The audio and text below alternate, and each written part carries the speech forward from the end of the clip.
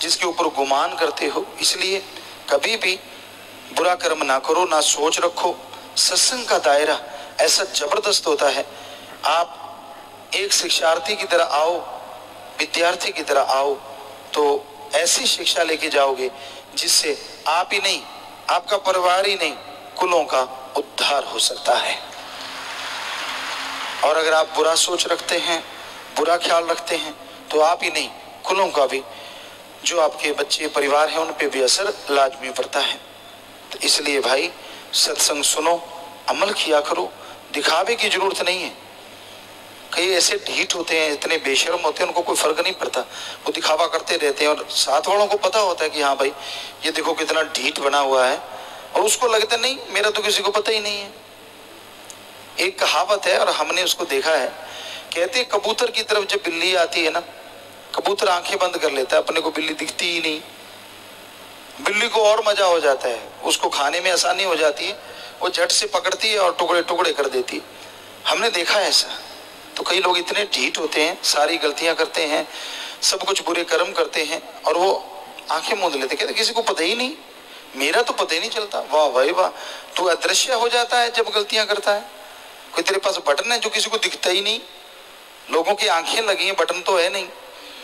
सो वो सब देखते हैं, और मालिक अल्लाह राम से कैसे बचोगे?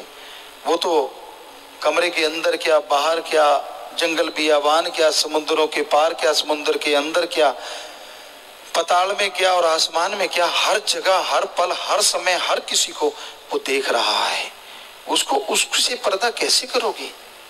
इसलिए जो नियम आपके लिए तय हैं उन पे अमल करो, क्योंकि भक्ति मार्ग एक ऐसा मार्ग है, यहाँ से अगर फिसल गए तो दोमट माटी की तरह है, चिकनी माटी, मुल्तानी माटी कह लो, कि पैर फिसल गया तो फिर फिसलते चला जाता है।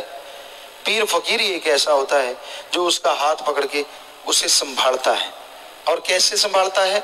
उसे वचन सुनाता है, भाई सत्संग में सुना रहे हैं, मान जा, बुरे कर्म छोड़ दे, बुरे कर्म मत कर। अब अगर फिर भी वो पीर फकीरों की बातों के परकच्चे उड़ाता है, तो फिर उस फिसलने वाली जगह पे ऐसा गिरता है, कोई अंग बेप्रवाह परमपिता शास्त्रनाम जी महाराज ने भजन में लिखा है, कोई अंग सबूता नहीं बचता जदों आप मोहारा हो जावे, फिर कुछ बचाव का लिए रहता नहीं। इसलिए वचनों पे अमल करो, वो आपके लिए हैं, आपके फायदे के लिए हैं, आपकी खुशियों के लिए हैं। और ऐसा कोई वचन नहीं होता कि जिसके लिए बहुत मुश्किल से वचन मानना पड़े।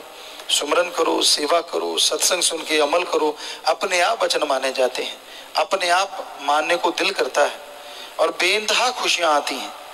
हम आया करते सदगुरु की कृपा से, वचन माना करते, और जो लज्जत आती, जो नजारा आता, पता ही नहीं चलता यहाँ से गांव कब पहुंच गए और कब वहां से ही वापस आ जाते। इतनी मोहब्बत, इतना प्यार, इतनी लज्जत आती, यूं लगता ही ना कि धरती पे जा रहे हैं, यूं लगता आसमान में उड़े जा रहे हैं, ऐसी खुशी मिलती है। पर वचन मानने से क्या पता कब सोना बनना होता है और आप पित्तल बन के बैठ जाते हैं। तो भाई वचनों पे अमल किया करें, सत्संग सुना करें और उस पे चला करें, तो यकीनन आपके जन्म जन्म के पाप कर्म कटेंगे और मालिक की दया में रहमत के काबिला बनते जाएंगे। धन धन सतगुरु तेरा ही आसरा।